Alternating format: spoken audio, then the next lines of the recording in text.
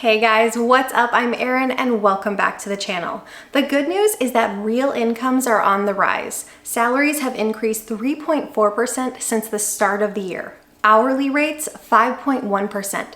But that good news is sort of tempered by the fact that we're experiencing the fastest inflationary price increases that we've known in decades. As of June, inflation was hitting 9.1%. That's the highest rate we've seen since 1981.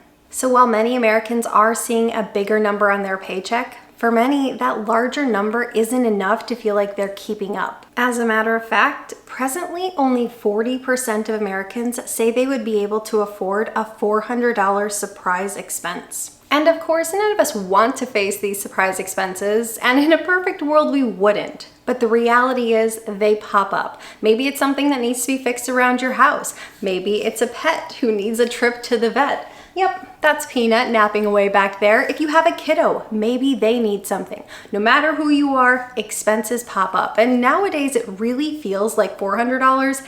That seems to be on the low end of things. I remember for the longest time, $1,000 was a good starter emergency fund. But nowadays it feels like a starter emergency fund is more like $3,000 or perhaps even $5,000 because $1,000 isn't what it once was. And it really makes me feel good about myself that I'm starting to say things like, isn't what it once was. Give it a few more years and I'll be saying, back in my day. But if you can't handle these expenses when they come up, these surprise expenses, what would you do? If you're like most Americans, you would turn to debt. And that's exactly what we're seeing happen. Credit card balances have risen 13% in just the past 3 months. That is the fastest increase in credit card balances we have seen in over 20 years. Presently, Americans have $890 billion in outstanding credit card debt. And while we're seeing the fastest increase, the overall debt levels on credit cards is still slightly lower than pre-pandemic levels. During the pandemic, consumers had some cushion from stimulus checks, savings, and a pause on student loan repayments that helped them pay down their debt more. Americans drastically cut their spending when the pandemic first hit. When faced with uncertain times and a rollout of stimulus money, the savings rate shot up to over 30% and debt levels dropped dramatically. I always look at that number with a little bit of awe, that savings rate, because it shows that if people really want to save and they feel like they really have to, they can.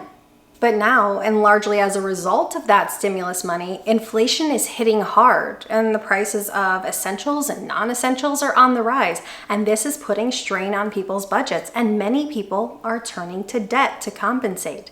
And certain segments are actually being hit harder than others. First and foremost, we have Gen Z, those oldest members being 25 years old.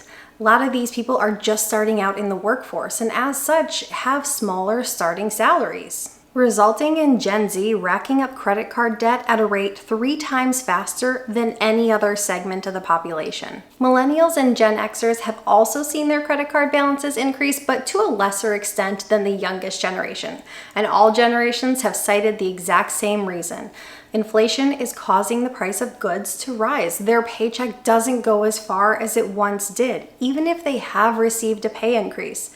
And it's probably not so surprising with so many Americans turning to debt. The savings rate is taking a nosedive. In fact, 40% of all Americans have said that they've stopped contributing anything whatsoever to savings or investments. A quarter of all Americans have no emergency fund.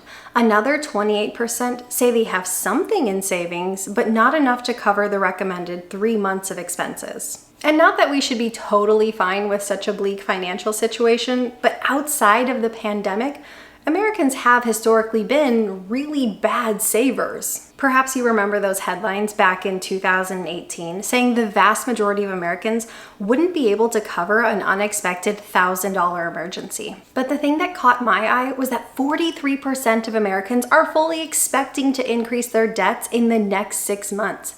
The fact of the matter is, according to a survey done by J.D. Power and Associates, the number of Americans who feel satisfied with their financial situation hit all-time record lows. 64% of Americans report feeling financially unhealthy and regularly stressing about money. This drop in overall satisfaction is linked to more forced borrowing and record low levels of savings.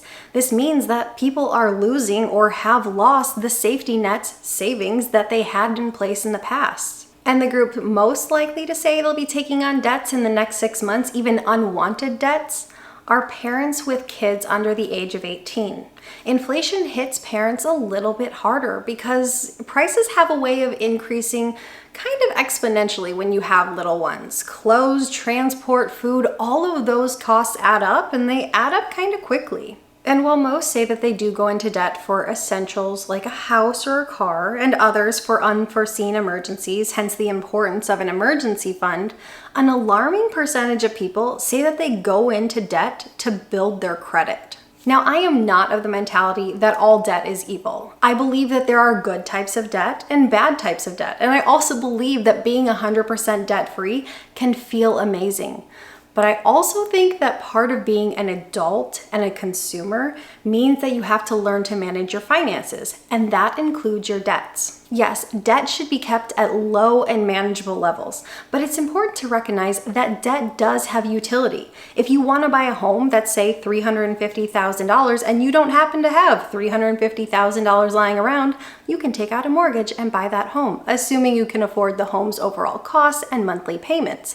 Even student loans. Student loans can help you get a good paying career. Do all careers require student loans and college years? No, of course not, but some do. Doctor, lawyer, actuary, those types of fields do require degrees. And if you can pay off these debts once you have them at a quicker pace, that's all the better. But with that said, it is never a good idea to carry consumer debt like credit card debt. It is a very popular misconception that carrying any sort of credit card balance will help to give your credit score a boost. This is a myth that needs to die.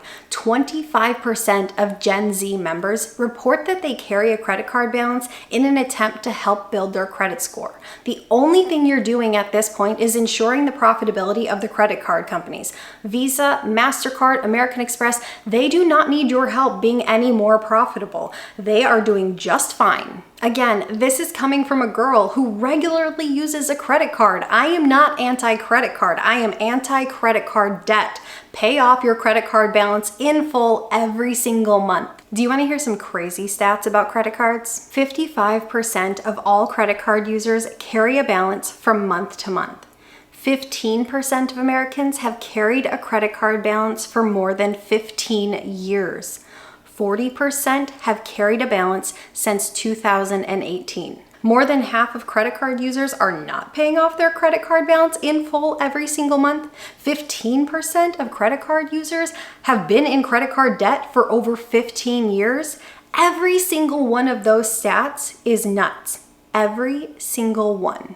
Of those Americans reporting that they plan on increasing their debt levels over the next 6 months, 22% are saying that they plan on increasing their credit card balance. And ultimately, if you are planning on increasing your credit card balances and not paying them off, you need a new plan because this is not a good one. You need a plan that involves a budget, a way to increase your income, a way to cut back expenses, because the only way to improve your financial situation is literally that. Increase your income or cut back your expenses. That's it. A lot of what happens next with consumer debt probably depends on inflation. If we start to see inflation level off, we'll probably start to see credit card balances level off, or at least not rise so quickly.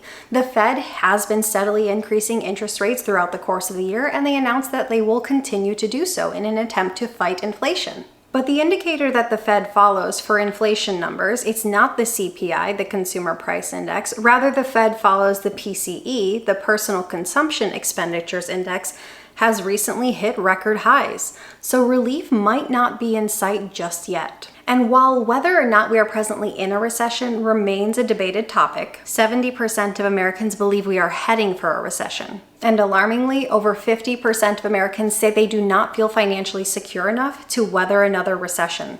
56% of Americans say they're already seeing their standard of living decline. But what I find interesting is that so many people are saying they're feeling the pressures of inflation and that they cannot save and that they have to turn to debt. But at the same time, consumers are spending in record levels on travel and retail sales are up. I know there are people out there who are struggling to make ends meet and that they have cut back to just the essentials and that inflation is just making life harder. But at the same time, there are a lot of people who are complaining about inflation and rising costs and then still going forward with their plans and taking on debt to do so, which is not the right move. Many people talk about adjusting their spending if prices continue to rise, but they haven't adjusted their spending yet, even though prices have already risen. It's a personal decision what's in your affordability wheelhouse. But if a decision increases the debt burden for the future you, the today version of you should really think long and hard about it. The truth is that debt can be either a sign of confidence or struggle. Many people take on debt because they feel good about their financial situation and aren't too worried about paying a little interest if it gets them what they want or need. Plenty of others take on debt because they have to. And right now, it seems like we're seeing a little bit of both cases. At the end of the day, there are certain types of debt that have utility, like a mortgage or maybe a business loan, and in certain circumstances, maybe an auto loan or student loans. But I do believe that you should keep debt levels as low as possible. And I do also think that being debt-free, well, that feels pretty darn good too. So what do you guys think about the current state of debt? What do you think about people wanting to increase their credit card balances? Let me know in the comments down below. I post new videos every single week. If you got anything at all out of this one, please give it a like. If you're new here, please consider subscribing. Or if you know of someone who might get something out of this type of content, please consider sharing. I hope you have a great day. I'll see you soon. Bye. Welcome back to the channel. For many, that larger, remember way back when, presently in a recession, his pro napping abilities, he could go pro. He'd be in the napping Olympics. And most interesting is of inflation. Whew, you don't blink. But at the same time, don't do that. Us want to face these credit card balance increase. Historically been pretty low and a rollout of stimulus money to say that they'll be taking certain the savings rates shot up. But with that said, 100% day, according to a survey done by JD Power and Associates, try to say associates,